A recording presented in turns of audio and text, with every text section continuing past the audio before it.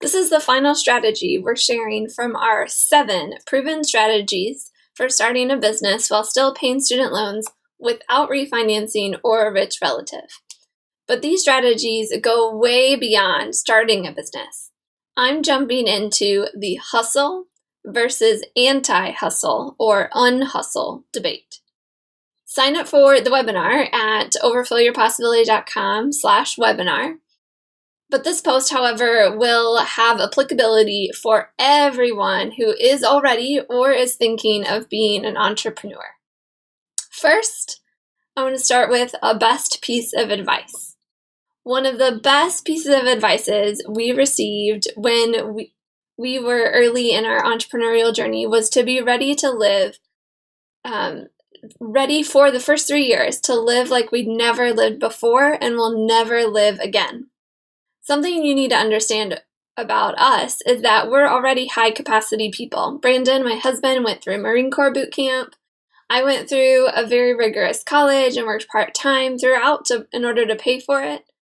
When we were in our cubicles 9 to 5, we still volunteered 15 to 20 hours per week outside of work. We get stuff done, and we find it hard to just relax. I like to introduce myself as a recovering workaholic. So we were prepared going into the entrepreneurial journey to put a high level of time and effort into our business. We worked ourselves dry during those first few years. We put in so much effort, but we weren't seeing the results we thought. So to remedy the situation, I took a full-time job with one of our nonprofit partners. And a few times a year, I would have serious fatigue problems and would be on the edge of a mental breakdown. All this made us think, does it really have to be this way? Do entrepreneurs really need to live like they've never lived before for those first 3 years and maybe even more after they make that leap out of a job? What we've discovered as we started asking these questions is that there are 2 schools of thought, hustle and anti-hustle. The hustle school says you have to take advantage of every opportunity and work as many hours as needed to get and keep your business going. It's the Gary Vaynerchuk school of thought. Check out this screenshot of what he put in the snippet of his website. You see, I highlighted this part that says, a dude that loves the hustle with a capital L. That's some pretty intense language, but nothing surprising if you're familiar with Gary V.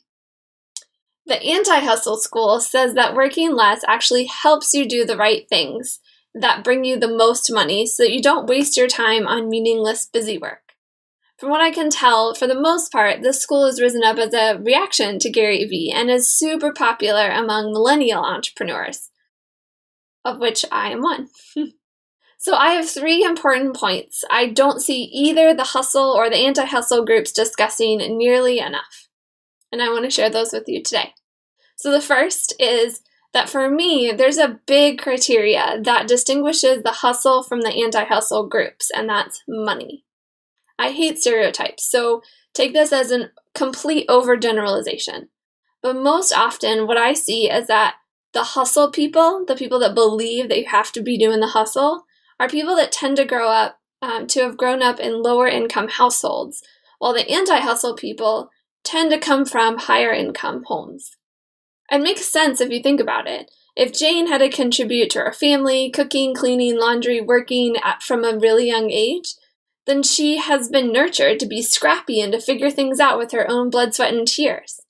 And if Jill got to focus on learning and playing and being a kid, then she has been nurtured to figure things out by prioritizing and only doing what's most important. Again, these are totally broad generalizations, which is why I have a couple more points. The second point is you have to be yourself.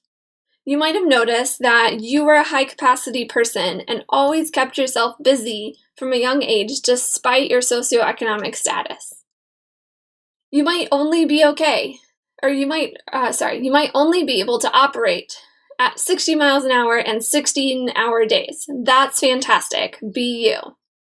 Alternatively, you might have noticed that you seem to have a special gift for seeing shortcuts and best options, so that you didn't have to work as hard as other children or other students in college. You might work at high intensity for shorter periods of time, and that's fantastic too. The same thing, be you. One of the best things you can do before jumping into your entrepreneurial journey, or ASAP if you're already in it, is to get to know yourself better and craft your business plan and operations around what you do best and how you do it best. And you might also consider how much money you have too, just a little aside. But the third thing is that I think regardless of how much money you have, your nature, how you've been nurtured, being an entrepreneur is still demanding. Being an entrepreneur is still going to demand things of you that no other job or role have demanded of you before. In some way, shape, or form, you're going to live like you've never lived before.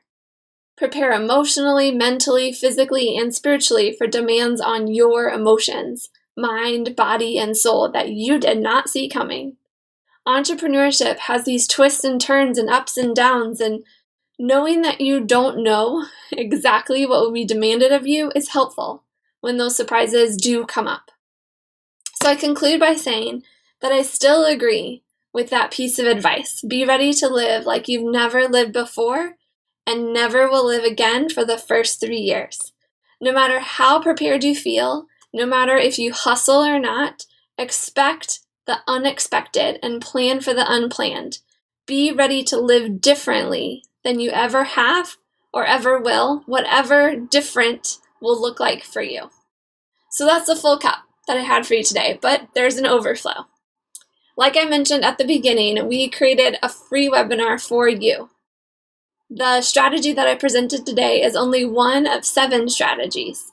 We'll be sharing all 7 of the strategies in the live webinar, and we invite you to come. And I mean, really, who wouldn't want to know the strategies to not only start your journey, but to leave a legacy and have financial freedom all at the same time? The official title of the webinar is 7 Proven Strategies for Starting a Business While Still Paying Student Loans Without Refinancing or a Rich Relative. So you can check out the time that's coming up this week and claim your spot at overflowyourpossibility.com/webinar. And I will also put that link below this video so you can check it out. I look forward to seeing you again next week. In the meantime, keep overflowing.